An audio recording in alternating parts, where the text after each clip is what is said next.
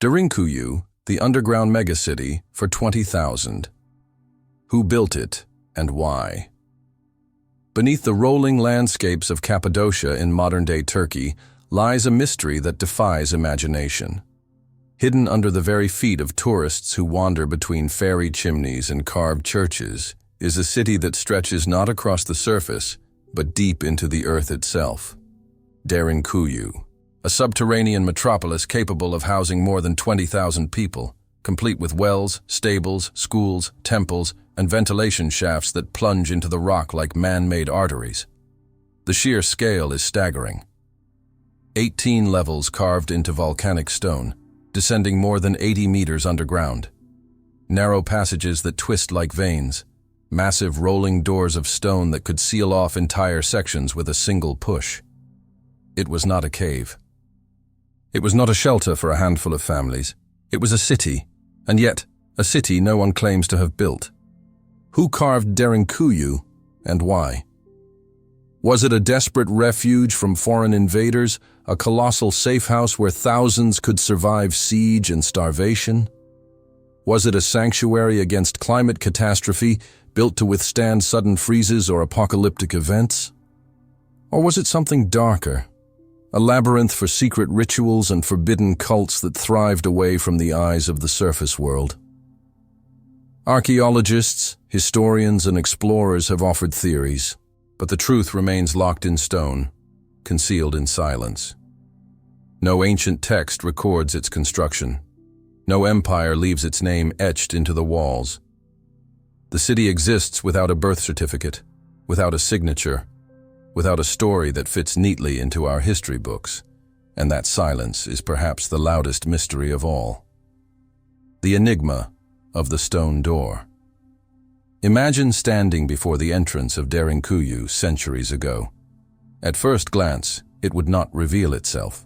To the untrained eye, it was just another hole in the volcanic tuff of Cappadocia. But for those who knew the secret, it opened into darkness, a corridor descending into the earth. And there, at the threshold, stood one of the most ingenious inventions of antiquity, the massive stone door. These were not doors in the sense we know them. They were circular slabs, carved with precision, some weighing over half a ton. From afar they looked like millstones, round and plain, but their design was anything but simple. Each was mounted within the walls of the tunnel in such a way that a single person with leverage and knowledge of the mechanism could roll the stone into place and seal the passage completely. Once locked, no army could push it aside. Attackers on the outside would find themselves trapped before an immovable barrier, while those inside could retreat deeper into safety. This was not architecture for beauty. This was architecture for survival. Archaeologists marvel at the efficiency. How could such massive stones be positioned and operated without pulleys, cranes, or iron hinges? And more importantly, why build them at all? Who needed to hide a city of 20,000 souls beneath the earth, behind doors that could only be opened from within? The image conjures urgency, a community that lived with constant fear of invasion or catastrophe, a society that prepared not for days, but for months underground. But the doors also suggest something more. They speak of planning, of foresight. Derinkuyu was not a haphazard collection of caves. It was a system. Each rolling stone marked a strategic point in the labyrinth. Some sealed off stairways, others blocked main corridors, and still others divided sections of the city into compartments. If one part was breached, others could still remain secure. The logic is chillingly modern, like the bulkheads of a submarine designed to prevent a single leak from sinking the whole vessel. The symbolism of these doors cannot be ignored. To shut them meant to sever ties with the surface, to commit fully to the world below. Behind them, sunlight vanished. Behind them, the sky ceased to exist. Once rolled into place, the stone door was both shield and prison. It protected the city, but it also trapped it, binding its people to the subterranean darkness until danger passed. Legends whisper that Derinkuyu was used during times of invasion, when marauding armies swept across Anatolia. The doors made the city vanish in plain sight. Raiders could scour the valleys, burning villages and enslaving survivors, while beneath their feet, thousands huddled in silence, unseen, untouched. Entire communities could disappear overnight, as though swallowed by the earth itself. And when the invaders moved on, the stones would roll aside once more, and life would re-emerge into the light. Yet questions remain. If this was merely a refuge from war, why was it built so vast, so deep, so permanent? Wars end, enemies retreat. But Derinkuyu was not a temporary hiding place. It was infrastructure, built to last, capable of sustaining not just days of survival, but seasons, perhaps even years. Consider the psychology of the door. A stone so heavy, so final, meant absolute trust in the underground world. The people who sealed themselves behind it did so knowing they might not see the sun for months. They built kitchens to cook, stables for animals, wine presses to drink, schools to teach children, all underground. A way of life carved from silence and darkness. Who chooses such a fate willingly, unless driven by necessity beyond comprehension? And here lies the first enigma. The doors are proof of fear, fear of enemies, fear of catastrophe, fear of something greater still. Each theory leaves gaps. Historians point to waves of invasions, Persians, Arabs, Mongols, but none explain the sheer scale. Climate theories suggest desperate attempts to survive droughts or sudden freezes, but again, no records confirm such events in the timeframes assigned. And then there are the fringe theories, that the doors were not meant to keep people out, but to keep something in. Imagine a culture that believed the surface world was cursed or unsafe. Imagine priests who taught that safety could only be found beneath the earth, that the rolling stones were seals against cosmic dangers. Whether we call it myth, paranoia, or lost science, the truth is that the very existence of these doors tells us Derinkuyu was not ordinary. It was designed with intention, secrecy, and an understanding of threats we can only guess at. Today, tourists can walk through these passages, touching the smooth stone where countless hands once pushed and rolled the doors into place. Guides tell stories of invaders and safety, of refuge and ingenuity. But the deeper truth is harder to narrate. Each door is a question. Each slab is a silence. They stand not just as relics of stone, but as guardians of a forgotten logic, a hidden history waiting to be unsealed. And as you pass through them, you cannot help but feel it. The weight of stone above, the darkness ahead, and the unshakable sense that the doors of Derinkuyu were never just about protection. They were about survival at a scale we do not yet understand. A city carved in darkness. Step through the first corridors of Derinkuyu, and you quickly realize you are not entering a cave. You are entering a city inverted, a city that has traded the sky for stone. The deeper you go, the more the surface world dissolves. Above ground, there is light, color, horizon. Below ground, there is only shadow, silence, and endless carved walls that pulse with the memory of hands long vanished. The sheer scale is impossible to ignore. Derinkuyu is not a single level of tunnels, but a vertical labyrinth stacked like layers of an inverted tower. Archaeologists have mapped at least 18 levels, though only a fraction is open to the public today. The passages twist downward through soft volcanic tuff, widening into chambers large enough to house families, narrowing again into claustrophobic corridors where two people cannot pass without turning sideways. This was not chance. It was design. Each curve, each stairway, each sudden opening was cut with intent. Consider the logistics. A single chamber is impressive enough, carved with hand tools into rock hardened by centuries. But Derinkuyu spans miles of interconnected space, descending more than 80 meters below the surface. The rock removed would have amounted to hundreds of thousands of tons. Where did it all go? No spoil heaps remain. No ancient quarry outside the city shows signs of discarded rubble. It is as though the earth itself swallowed the debris, leaving only the negative space of the city behind. And the city is more than rooms and hallways. It is infrastructure. Ventilation shafts rise like stone chimneys, some stretching the full depth of the complex, delivering fresh air into the darkness. Without them, Derinkuyu would suffocate within days. With them, it could breathe indefinitely. Wells provided water. Storage rooms lined the passages, designed to hold grain, wine, oil, and food for months. Stables allowed livestock to live underground, feeding a community not of dozens or hundreds, but tens of thousands. Pause on that number. 20,000 souls. That is the size of a modern town, a bustling community with life, noise, and rhythm. Imagine it in darkness. Children learning by torchlight, animals restless in the stables, women cooking over underground fires, priests whispering prayers in chambers carved for ritual. The air thick with smoke, sweat, and silence. No sunlight. No sky. Only the endless heartbeat of stone pressing in on all sides. The architecture reveals purpose.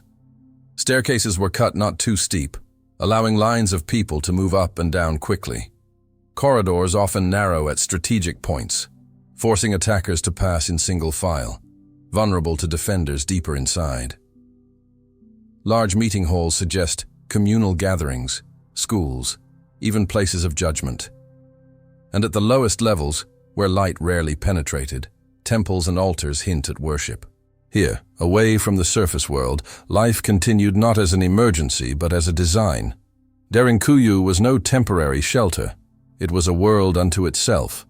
But what society creates such a world?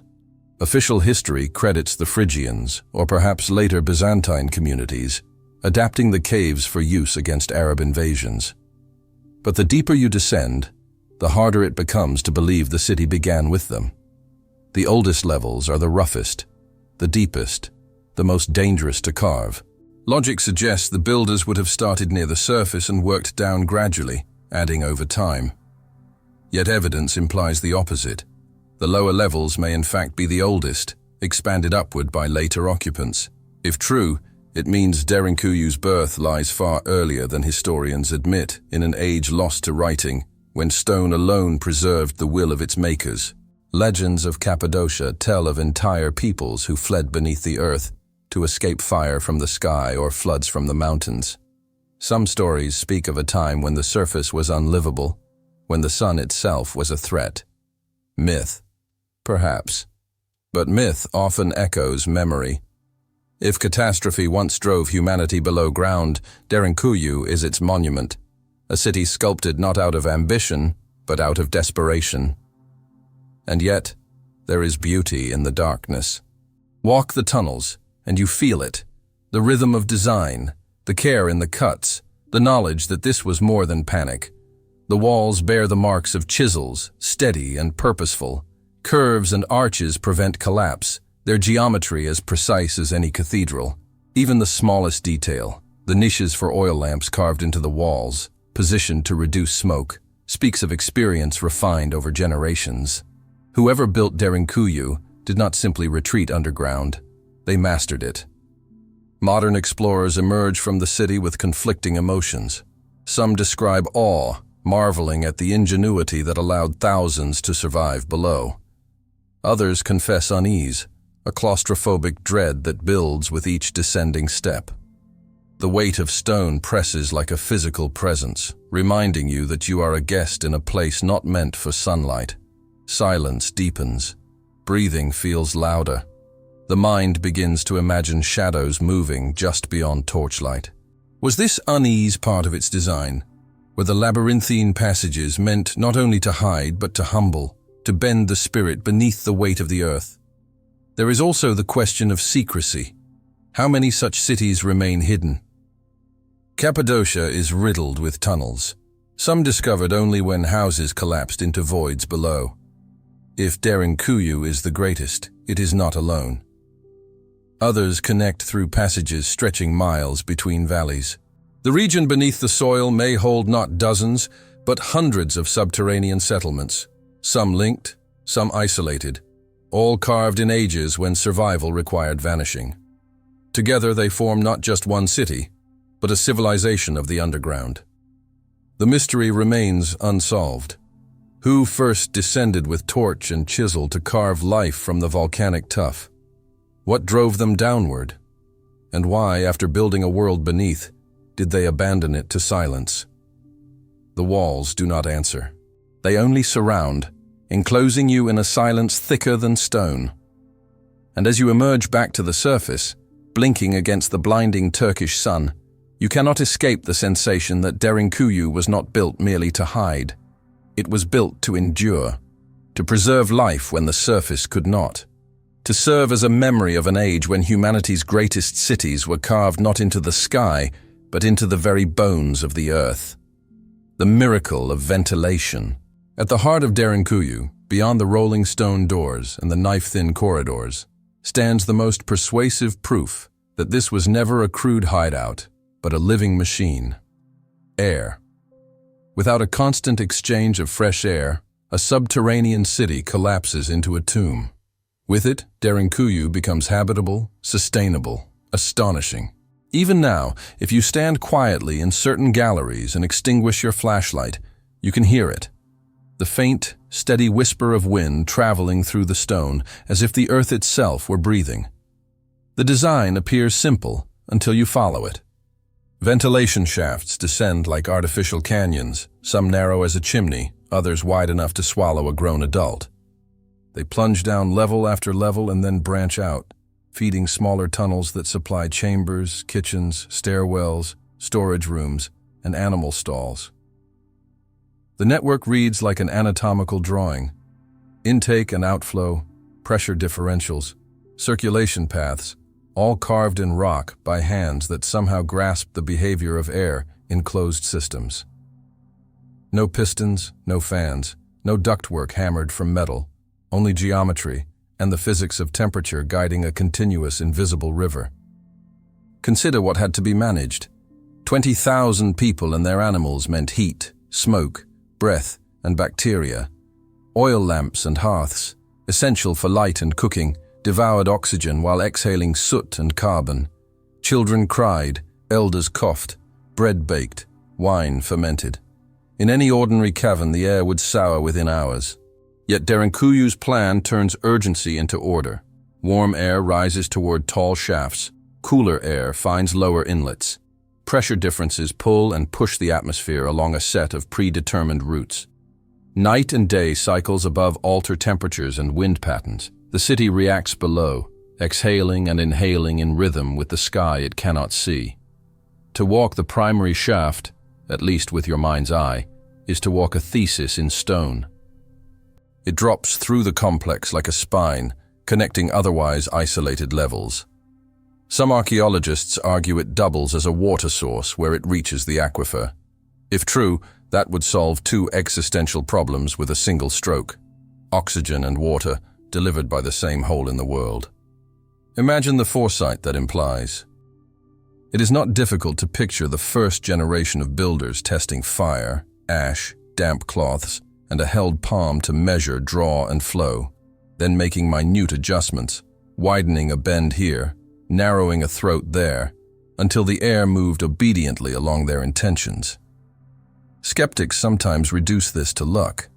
Soft volcanic tuff is forgiving. Carve enough holes and some will line up. But luck does not repeat. Luck does not cool kitchens and clear smoke while leaving sleeping chambers serene. Luck does not thread narrow passages in ways that slow an invader's advance, yet accelerate the march of wind. The more you observe the system, the more it resembles authorship. Someone understood not just the existence of convection, but how to exploit it with stone. The conclusion whispers from every shaft. This is engineering by subtraction, architecture that edits rock until the invisible behaves. Listen to the reports of explorers who have switched off their lamps in the deepest rooms. In absolute darkness, one sense surrenders, and others sharpen. A faint draft brushes the cheek. Ash flakes lift and drift. A low corridor announces itself with a colder breath. The air itself becomes a guide rope, hinting at directions and distances as reliably as any map. You do not see Derinkuyu's lungs, you feel them. There are subtler uses. Some narrow openings, barely slits, are positioned along long corridors at repeating intervals. The pattern suggests more than mere venting. It suggests modulation. A row of tiny inlets along a passage can smooth turbulence the way a flutist's keys refine tone, turning ragged gusts into a steady flow. Elsewhere, small wall niches that once held lamps are set where the draft is weakest, protecting flames from flicker while leaving the larger currents unbroken. These are the choices of people who lived with the air, who studied it by necessity until the city and the wind reached a truce. Communications may also have traveled the vertical routes. Sound carries upward astonishingly well in a long, rigid shaft. A call at one landing can travel like a drawn thread to another, made crisper, not duller, by the stone's unforgiving walls. Practical messages. Close the door. Open the gate. All clear. Might have moved faster than any runner, especially when danger loomed. In emergencies, a city buried alive could still speak to itself. Then, there is smoke. To feed and warm a population at scale underground, you need fire. Fire needs draft, and smoke needs escape. The same architecture that feeds lungs also becomes an exhaust. Kitchen galleries often sit at nodal points where warm currents are strongest. Places of sleep and worship are offset, buffered by bends and dead zones where the air settles clean. The geometry is moral as much as mechanical. Labor and heat take the turbulent paths, rest and prayer the quiet ones. Without saying a word, the plan assigns every activity its climate. The more you look, the more the system appears not merely competent, but generous. Wells offer coolness in corners where the breath is warmest. Storage rooms, packed with grain, oil, and wine, hug the lines where the flow slows, the air most stable, the temperature least variable. Animals occupy low, broad vaults with a constant exchange. Their heat lifts, their odors move out. Their breath doesn't poison their keepers a level above. The harsh calculus of biology is answered with calm, architectural kindness. If we accept the conventional timeline, layers added by many hands across centuries, another intrigue appears. Different eras likely tuned the lungs. A small widening of a shaft, a new transverse tunnel, a sealed alcove. Each change alters flow, sometimes for the better, sometimes for the worse. That the system still works today despite collapses and blockages implies redundancy. Derinkuyu is not one airway but many, capable of rerouting when stone fails or use patterns change. The resilience is intentional. In a city where a single mistake could smother thousands, redundancy is mercy. The symbolic dimension proves harder to quantify, but no less compelling. In myth, breath is spirit. Wind is the messenger of gods. The line between life and death is the length of a last exhale. A city that breathes may have been more than practical. It may have been sacred. The tallest shafts, reaching from darkness to daylight, form an axis mundi in stone, a vertical prayer connecting the world below to the sky above. Even if no priest ever spoke the idea aloud, the architecture confesses it. The people of Derinkuyu lived by a covenant with the air. And yet the miracle invites a darker reflection. Doors can close, air must not. Poison it, and the city dies. The builders guarded against that possibility. Surface openings are discreet, hidden among tumbled rocks or concealed in private courtyards. Hard for enemies to find. Harder still to foul in coordinated fashion. Some mouths open far from the visible entrance, so even if attackers discovered the front door, they could not easily choke the lungs. In the calculus of siege, Derinkuyu turns vulnerability into invisibility. Stand in a mid-level gallery where 3 small shafts meet like roots, and you understand the quiet audacity of the plan. No wheels, no diagrams, no mathematics as we write them now, only a complete, intimate literacy in the behavior of moving air, learned by living through it. Today we name it Bernoulli, buoyancy, laminar flow, partial vacuum, thermal gradient. They named it survival. But air, even managed perfectly, is never enough. The city could breathe, speak, cook, and sleep because it mastered the invisible. To endure the visible, armies in the valleys, steel and fire and panic, it needed more. It needed tactics written into the rock, traps set by angles, barricades that turned corridors into bottlenecks, and doors that rolled shut like fate. The lungs kept Derinkuyu alive. The defenses kept it unbroken. And that is where the story turns, from the softness of breath to the hardness of war, into the geometry of survival when human beings, not the wind, became the threat. Refuge against invaders. When you step into the corridors of Derinkuyu, one impression dominates. This was not only a place to live, but a fortress written into stone. If the lungs of the city kept its people alive, its defenses kept them unbroken. Every wall, every door, every turn of the tunnel seems to whisper the same message. Survival required strategy, and that strategy was designed against human threats. For millennia, Anatolia was a crossroads of empires. Hittites, Persians, Greeks, Romans, Arabs, Mongols, Turks. Armies marched across the region like seasonal storms. Cappadocia, with its valleys open like funnels and its position along vital trade routes, was exposed to every one of them. On the surface, villages could be burned in a day. Fortresses could be toppled within weeks.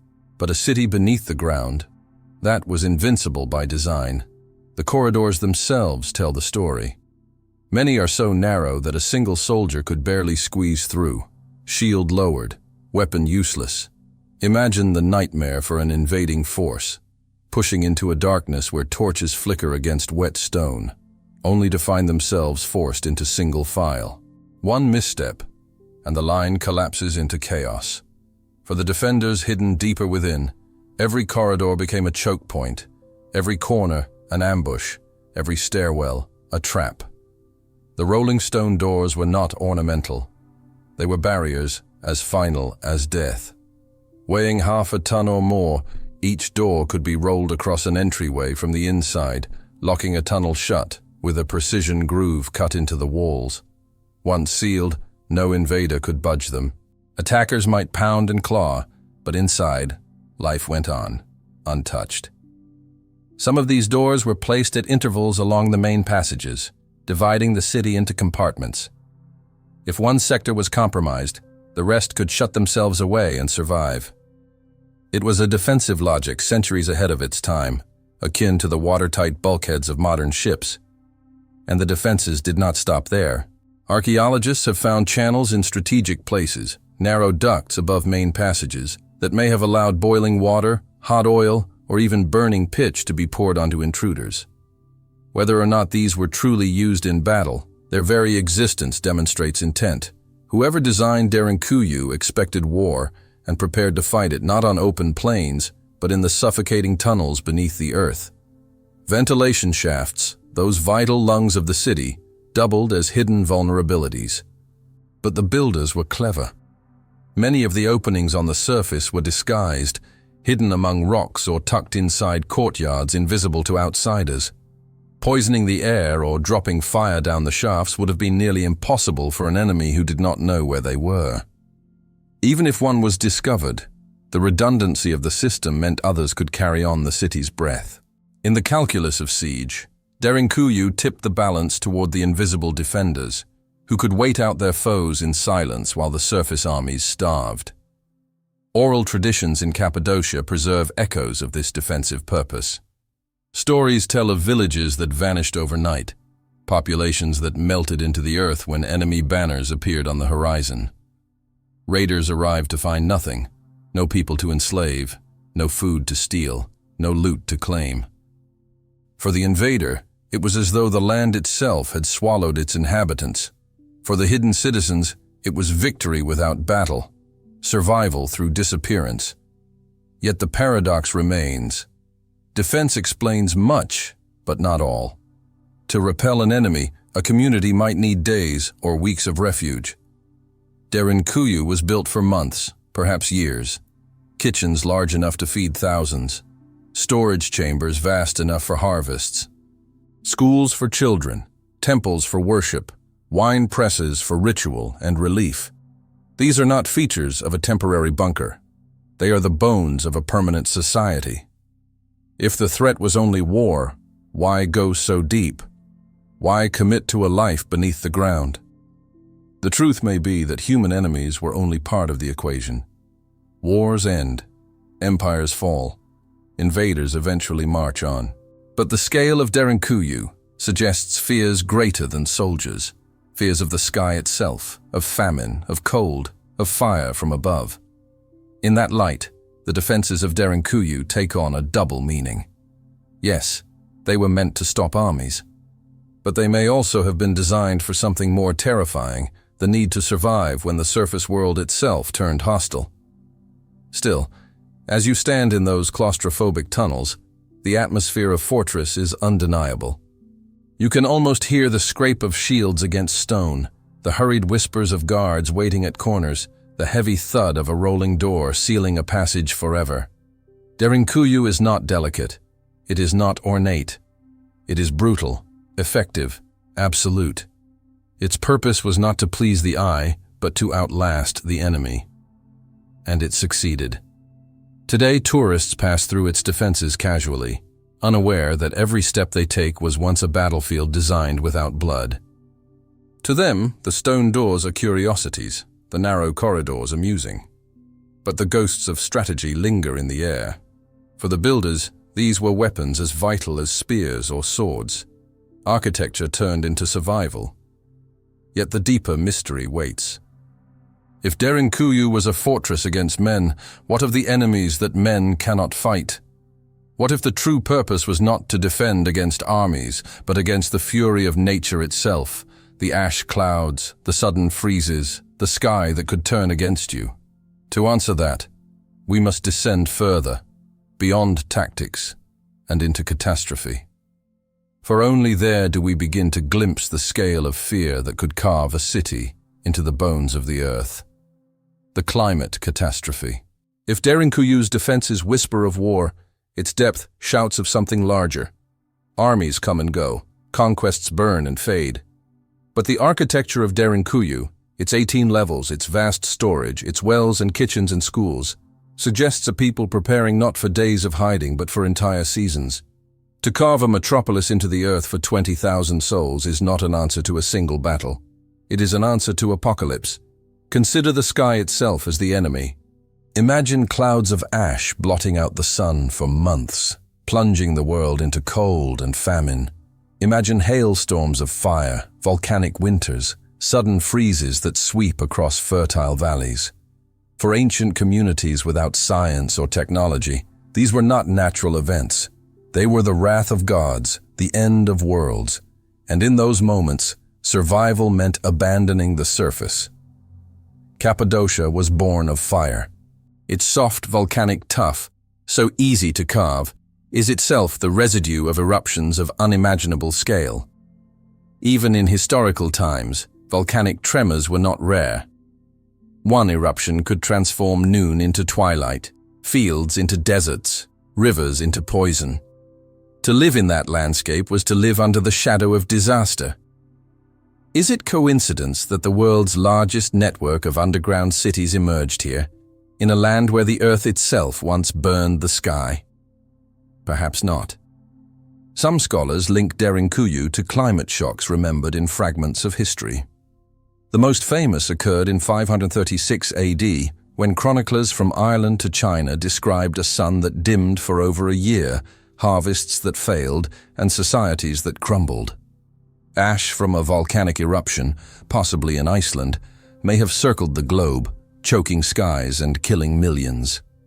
Though Derinkuyu's origins may predate this, it proves a principle. The earth can betray its surface, and when it does, only those prepared to vanish underground endure. Myths echo the same theme. Among the Hopi of North America, legends speak of the ant people, subterranean beings who sheltered humanity during great cataclysms when the sun was unbearable. In Hindu texts, entire ages are described when men retreated into caves to survive cycles of destruction. Even Plato's story of Atlantis ends with survivors fleeing to mountains and caverns. Again and again, humanity remembers a time when the ground was refuge, when the sky was death. Derinkuyu, carved into Cappadocia's heart, may be the Anatolian version of this universal memory. The city's design supports the theory. Unlike a mere fortress, Derinkuyu is equipped for life over the long term. Granaries, wine presses, kitchens, signs not of emergency rations but of planned, sustainable living. Ventilation keeps air fresh. Wells provide clean water from underground aquifers. Storage chambers preserve crops for months, even years. Livestock could be kept in stables carved at lower levels, their heat rising to warm human quarters above. This is not panic architecture, this is adaptation. Water is the most telling detail. Wells cut deep into aquifers ensured a supply immune to drought, immune to poisoned rivers, immune to surface contamination. In times of volcanic eruption, when ash blanketed the land, water and food above might be deadly. Below, the lifelines remained clean. Whoever engineered Derinkuyu understood this and planned accordingly. But how could ancient builders, supposedly without advanced science, know such things? The answer may lie in memory. A single cataclysm can mark generations. Survivors tell stories. Stories become tradition. Tradition becomes law. And law commands, dig deep. Prepare for the day when the sky turns black again. Over centuries, what began as memory may have hardened into ritual. To carve a city underground was not only practical, it was obedience to ancestral warning. The theory expands further. Derinkuyu was not alone. Across Cappadocia, dozens of underground cities dot the landscape, some linked by tunnels stretching miles. If one was refuge, all were refuge. Together, they may have formed a network of survival, an entire civilization ready to vanish when the earth demanded it. Imagine the coordination. Villages withdrawing beneath the ground, sealing stone doors, lighting lamps, waiting for the sun to return. Not for days, but for entire seasons. Archaeologists note that the deepest levels of Derinkuyu are also the oldest, and they may have been abandoned earlier. Why? Perhaps because once the great cataclysm passed, life returned to the surface. People emerged, leaving behind the lowest, most suffocating chambers. Over time, they expanded upward, refining the city as threat ebbed and flowed. In this sense, Derinkuyu is a fossil of fear, a layered memory of disasters endured and disasters expected. To us, the thought of living underground for months is suffocating. No sun, no stars, no open horizon. Only flickering lamps, stale air, the constant reminder of the rock pressing down. Yet for them, it may have been preferable to the chaos above.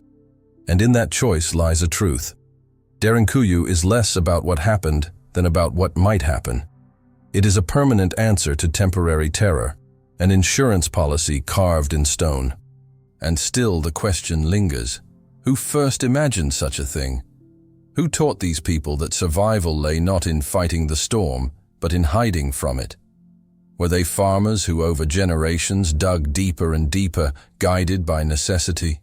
Or were they heirs to an older tradition, passed down from cultures erased by disaster, a tradition that said, "When the world ends, go below"? Derinkuyu challenges the story we like to tell ourselves, that history is a steady climb from primitive to advanced, from ignorance to knowledge. Here, in stone, we see the opposite.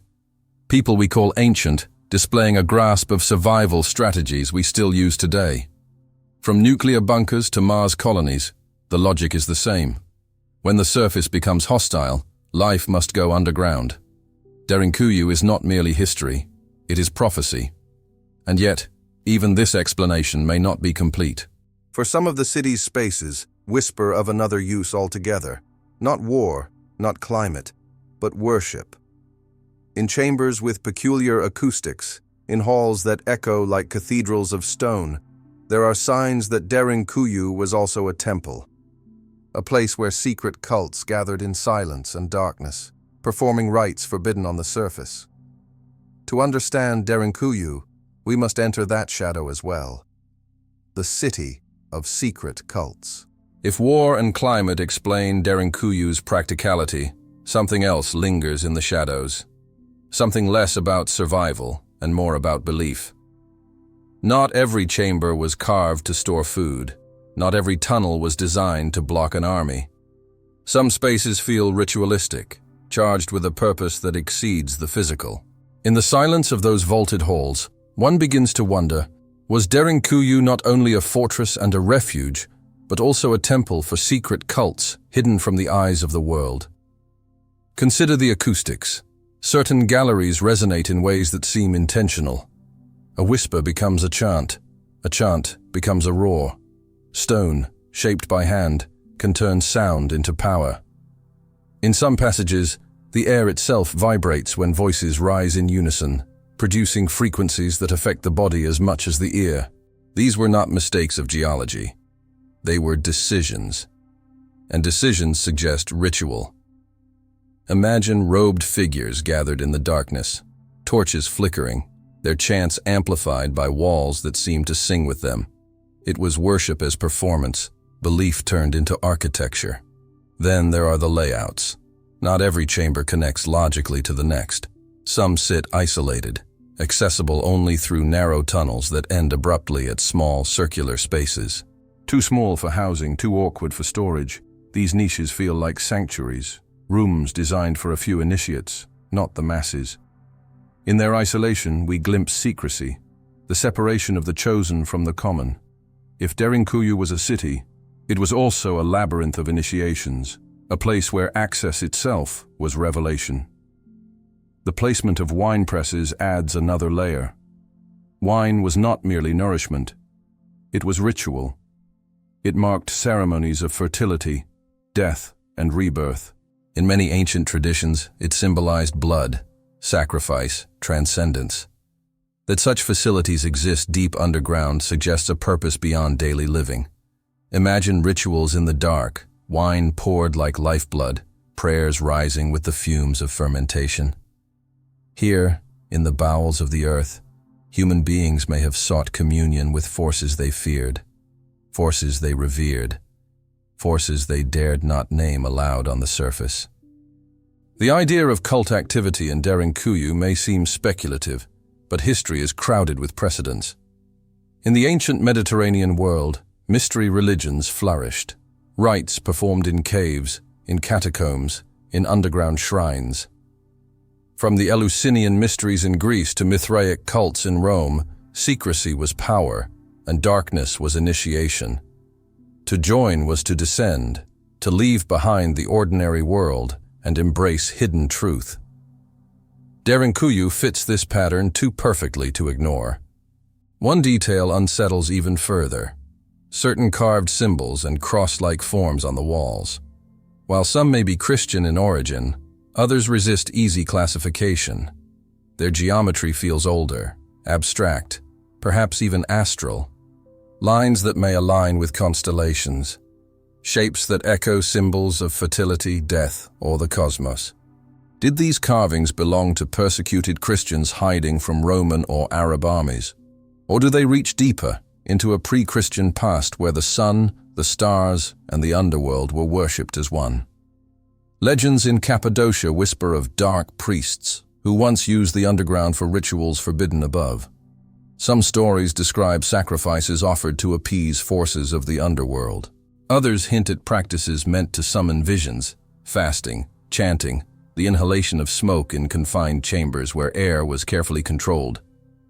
Whether these tales are myth or memory, they reveal how locals long sensed that Derinkuyu held more than stone and survival. It held the echo of worship, the weight of ritual. Why underground?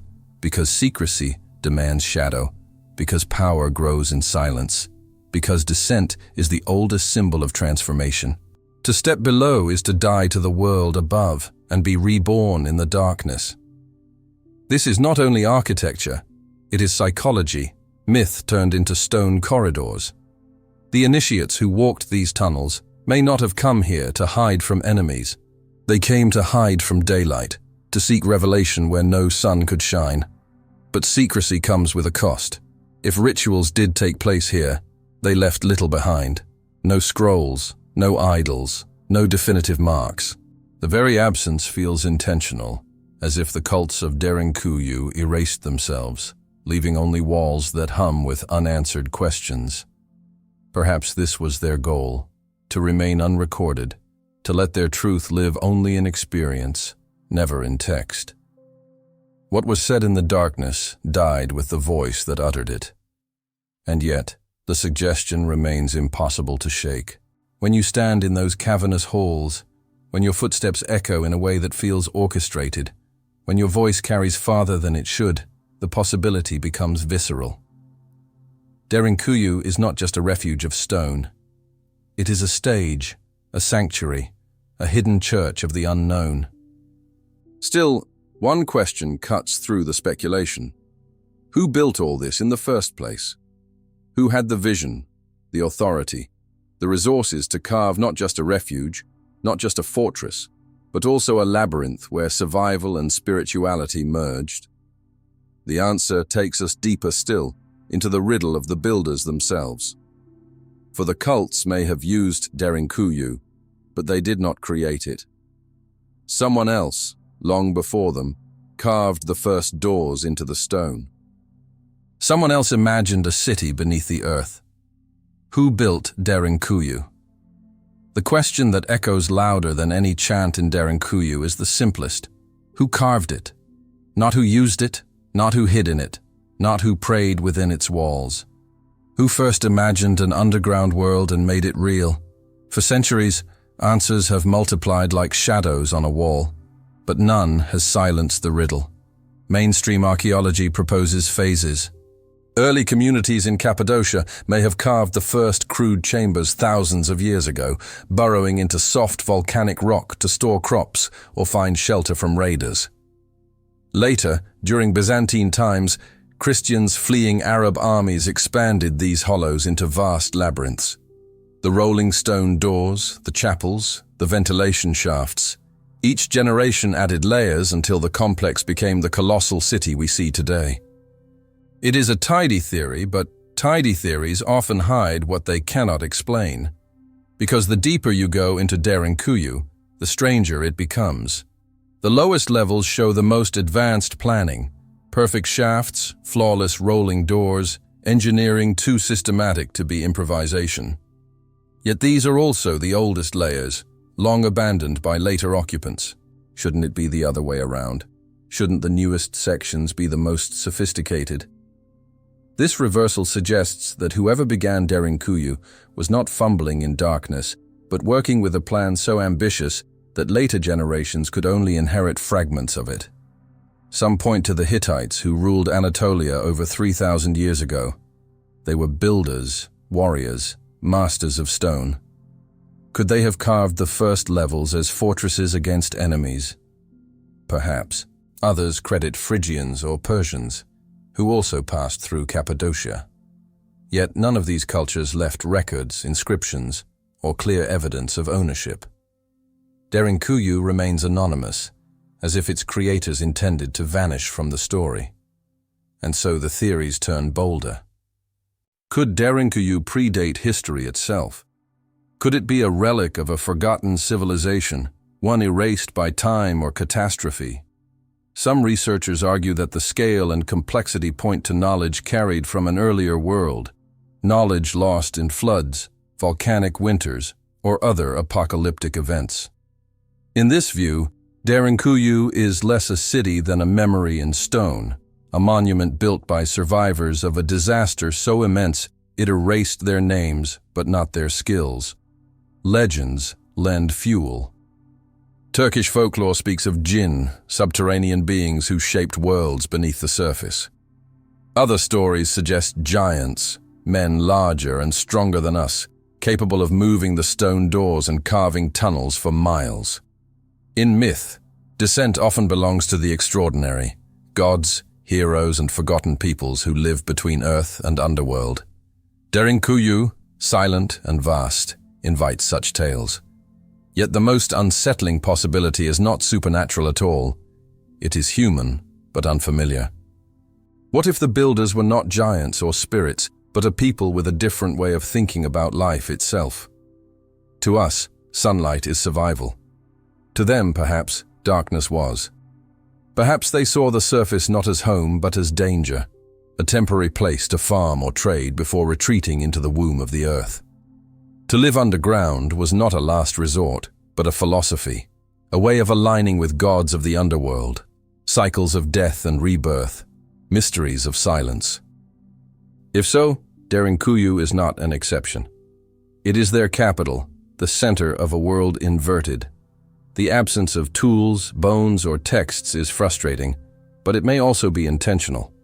The builders may not have wanted to be remembered. To leave no name, no signature, is itself a statement. It leaves the city floating outside history, untethered to empire or chronology. It becomes a universal refuge, available to any people in any age who find themselves in need. Byzantines, Christians, Turks, all used it. None claimed it. It belongs to no one because it was built for everyone, or perhaps for no one we can imagine. Modern engineers still puzzle over details. How did they remove so much rock without leaving debris? Where did the millions of tons of stone go? How did they measure airflow so precisely without instruments? Even with today's technology, recreating Derinkuyu would be a feat. That it was done in antiquity, without cranes or steel drills, borders on the impossible, unless of course the builders possessed knowledge we have since forgotten, a mastery of stone, of air, of water that we no longer see because we no longer need it. The riddle deepens when we consider scale. Derinkuyu is only one among many. Kaymaklı, Özkonak, Mazı, entire regions of Cappadocia are honeycombed with underground cities.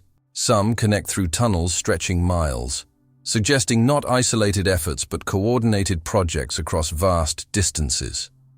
Who organized such work? Who commanded such labor? The pattern suggests a society with strong central authority or a shared cultural drive, united by fear or faith strong enough to justify generations of excavation. And yet, the silence remains absolute. No annals of kings, no builders' marks, no carved boasts of triumph. Derinkuyu is mute. It refuses to explain itself. And that may be its greatest power, for in the absence of answers, imagination blooms. Scholars see Byzantines, locals whisper of jinn, visionaries dream of lost civilizations. Each theory reflects its teller, like a mirror held in darkness. But what if the true answer is something we have not yet conceived? What if Derinkuyu's builders lived in a world with different rules, a different relationship to nature, to catastrophe, to faith? What if they were not lost, but hidden, deliberately choosing to leave only questions?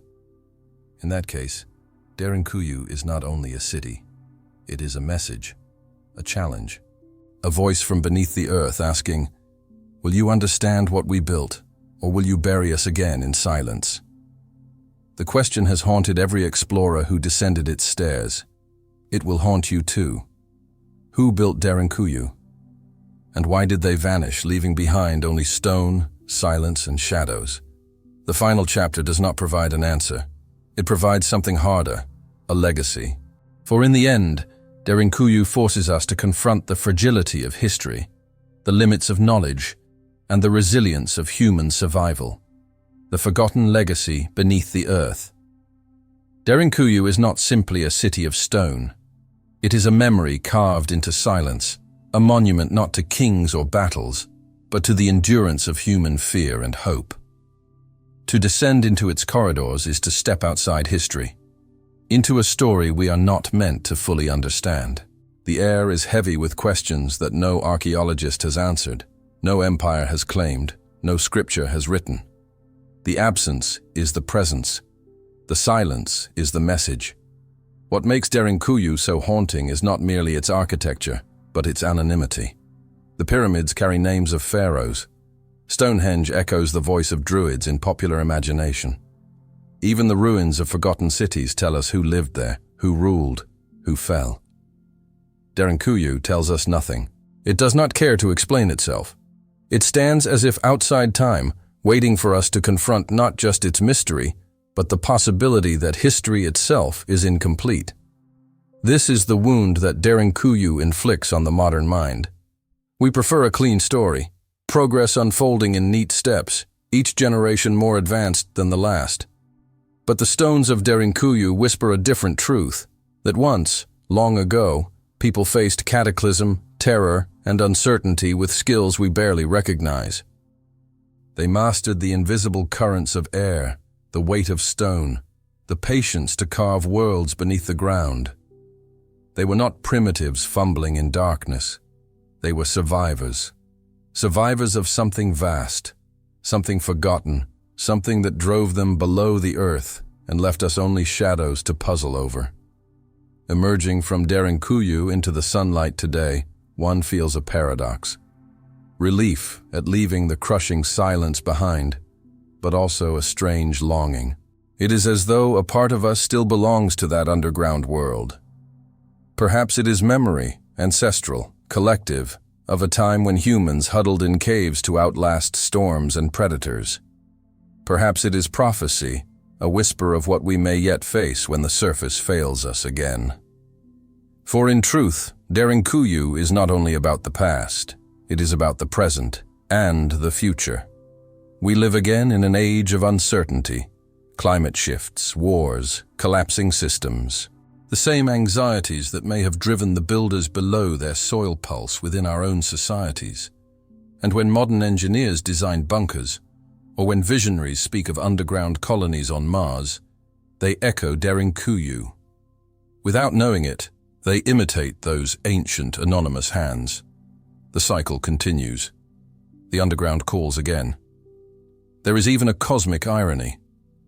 As we dream of space travel, of leaving Earth to settle new worlds, the first plans are always subterranean. Martian colonies, shielded from radiation, carved into rock.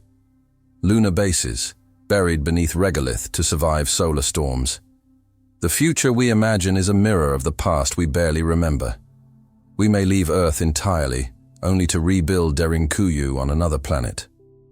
And that is why the underground city still matters. Not because we will solve its riddle, not because we will someday find the name of its architect carved into a wall, but because it warns us. It reminds us that civilizations are fragile, that disaster is not a question of if, but when, that survival demands imagination as radical as carving a metropolis into stone. Derinkuyu is not a curiosity. It is a prophecy written backward, a message from ancestors who knew what it meant to live through the impossible. The greatest tragedy is how easily such legacies are dismissed. Guides reduce it to a tourist attraction. Scholars bracket it as Byzantine, ignoring contradictions. Official history pushes it to the margins as an oddity. But Derinkuyu is not an oddity. It is an indictment of our arrogance, proof that human ingenuity has peaks we no longer see.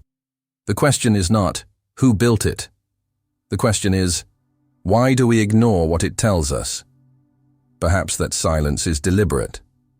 Perhaps the builders meant for us to wonder, to search, to never fully know. For in mystery lies continuity. If Derinkuyu explained itself, it would be history, because it remains a riddle. It is myth, alive and breathing, and myth lasts longer than history. Finally, we stand before the last rolling stone door. It is closed, as it has been for centuries. Behind it lies not just more tunnels, but the weight of everything unsolved, everything unspoken. We will never open that door, not fully, and perhaps we are not meant to. Because Derinkuyu does not offer answers, it offers perspective. It reminds us that humanity survives not by certainty, but by adaptation, by courage, by the ability to carve light into darkness. Derinkuyu's legacy is not buried in stone. It lives in us, in the choices we will make when our own skies darken. When the world above turns hostile, will we too remember the lesson of the underground city? Will we find the strength to vanish, to endure, to wait for the sun to return? The city whispers still through every shaft and corridor. We were here. We survived, you can too.